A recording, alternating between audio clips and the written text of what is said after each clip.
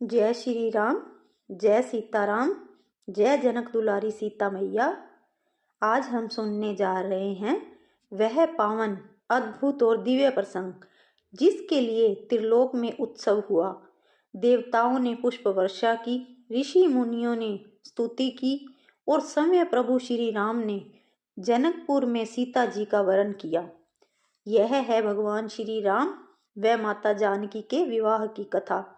कृपया अंत तक जुड़े रहिएगा, क्योंकि इस कथा के अंत में एक ऐसा भाव आता है जिसे सुनकर मन भक्ति में डूब जाता है। मिथिला के महाराज जनक बड़े ज्ञानी, धर्मपरायण और परम भक्त थे। एक दिन वे हल चलाकर यज्ञ भूमि तैयार कर रहे थे। जैसे ही हल की नोक पृथ्वी में गई, अचानक धरती फटी और मिट्टी के गर्भ से एक कन्या प्रकट हुई। उस कन्या का रूप अनुपम, उसकी आभा स्वर्ण सी, उसकी आंखों में करुणा और सौम्यता। महाराज जनक ने उस कन्या को उठाया और कहा, हे देवी, आप मेरे हृदय की संतान बनकर आई हैं। मैं आपको अपनी पुत्री के रूप में स्वीकार करता हूँ। देवताओं ने आकाश से आवाज दी, यह है समय लक्ष्मी का अवतार, जानकी माता सीता। जनक जी ने अत्यंत प्रेम से उस कन्या का पालन पोषण किया। सीता जी बचपन से ही सरल, विनम्र और देवी रूप स्वरूप थी। वह पशु पक्षियों से लेकर सभी जीवों में प्रेम रखती थी। एक दिन ऋषि परशुराम का शिव धनुष मिथिला पहुंचा। वह शिव जी का प्रिय धनुष था। धनुष अत्यंत विशाल और भारी।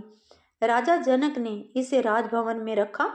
सीता जी बचपन में फूलों को चुनने गई, वहीं शिव धनुष रखा था। सीता मैया ने सहज ही उस धनुष को अपने नन्हे हाथों से उठा लिया। महाराज जनक यह देखकर आश्चर्यचकित हो गए। उन्होंने समझ लिया कि यह बालिका साधारण नहीं है, स्वयं लक्ष्मी है। तभी मन में संकल्प किया, मैं अपनी पुत्री का विवाह उसी से करूंगा जो इस शिव धनुष को उठाने और चढ़ाने में समर्थ हो। और यही से धनुष यज्ञ की घोषणा हुई। दूर दूर से राजा, वीर और राजकुमार आए, पर कोई भी उस धनुष को हिला तक न सका। महाराज जनक दुखी हुए और अपने मन में बोले, अरे, लगता है धरती पर अब कोई ऐसा पुरुष नहीं रहा जो मेरी कन्या का भाग्यधर बने। यह बात देवताओं तक पहुंच गई। वे मुस्कुराए, क्योंकि उन्हें पता था नारायण स्वयं अवतार में पृथ्वी पर हैं। इधर अयोध्या में गुरु विश्वामित्र प्रभु श्री राम और लक्ष्मण को लेकर जनकपुरी पहुंचे। जनकपुर जैसे ही श्री राम ने देखा, सब कुछ खिल उठा। सड़कें साफ, वातावरण पवित्र, लोग प्रसन्न। वहीं सीता जी भी अपनी सहेलियों के साथ पुष्प तोड़ने निकली। और यहाँ हुआ वह दिव्य मिलन जिसे युगों युगों तक प्रेमी याद करते हैं। सीता जी ने पहली बार राम जी को देखा, राम जी ने पहली बार सीता जी को देखा, और उनके नयनों ने ही नयन बोल दिए। शब्दों की आवश्यकता ही नहीं थी, यह मिलन आत्माओं का था। धनुष यज्ञ आरंभ हुआ। सभी राजाओं ने प्रयास किया पर असफल रहे। कुछ ने अहंकार में गर्व किया, कुछ निराश लौट गए। तब गुरु विश्वामित्र ने कहा, राम, यह धनुष तुम्हारे सामने है, इसी को प्रणाम करके उठाओ। श्री राम अत्यंत विनम्रता से बोले, यदि गुरुदेव की आज्ञा हो तो प्रयास करूं। विश्वामित्र मुस्कुराए और बोले, प्रयास नहीं राम, तुम्हें सिद्धि करनी है।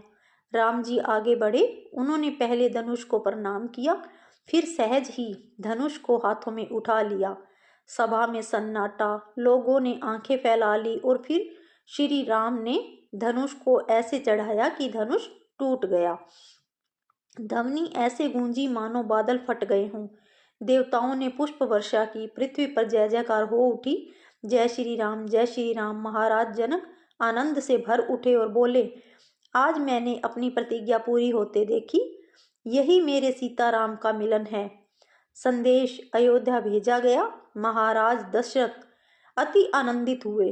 वे अपने पूरे परिवार, गुरुओं, मंत्रीगण, राजपूतों के साथ महान वैभव और शोभा के साथ जनकपुरी आए।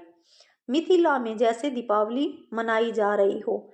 सड़कों पर फूलों की सजावट, महलों पर रतन जड़ित द्वार, स्वर्ण कलश, मंदिर में घंटानाद, सुगंधित हवाएं, देवता, गंधर्व, अप्सराएं, सिद्ध साधक सब आकाश से झूम रहे थे। विवाह मंडप में राजा जनक ने अपनी पुत्री सीता को बुलाया। सीता मैया सिर झुकाए विनम्र तेजोमयी रूप में आई। राम जी भी कमल के समान शांत, दिव्य और अत्यंत सौम्य। मंडप में ऋषि मुनि बैठे थे। वेद मंत्रों की ध्वनि गूंज रही थी। धरती मानो स्वर्ग बन गई थी। महाराज जनक ने हाथ जोड़कर कहा, हे राम, मैं यह जगत की माता सीता आपके सुपुर्द करता हूँ। आप इनकी रक्षा सदैव कीजिए। यह कन्यादान का शुभ क्षण था। फिर 7 फेरे प्रारंभ हुए, जहां राम और सीता ने एक दूसरे का हाथ थामा। धर्म की रक्षा, प्रेम, संतुलन, आदर, सेवा, त्याग, 7 जन्म जन्मांतर का मंडप में आवाज उठी। धरती पर सबसे सुंदर विवाह।